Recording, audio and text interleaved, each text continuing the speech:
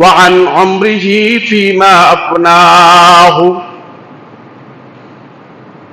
আল্লাহ তাআলা আপনাকে যে একটা বয়স দিয়েছে, সময় দিয়েছে, সুবহানাল্লাহ বলেন, দোলনা থেকে বৃদ্ধ পর্যন্ত, মৃত্যুর আগ পর্যন্ত যে একটা সময় দিয়েছে, সময়টা দিয়েছেন কে? না কোনো ডাক্তার, মা বাবা? কে দিয়েছেন?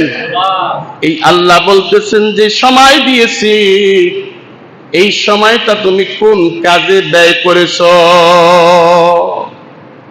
সিনেমার হলে, না গানের আড্ডায়, না কোনো নেতার পিছনে দৌড়ে সময় ক্ষয় করে ফেলেছো?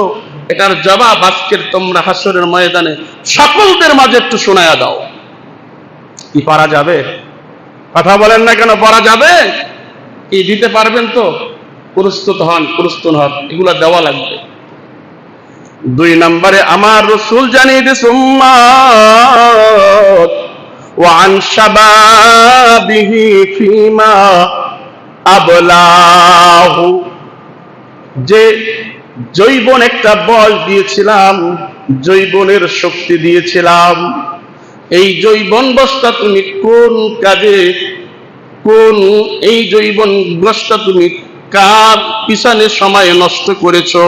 এই যৌবনবস্থার হিসাব যখন আপনি সঠিকভাবে দিতে পারবেন, যদি যৌবনবস্থার হিসাব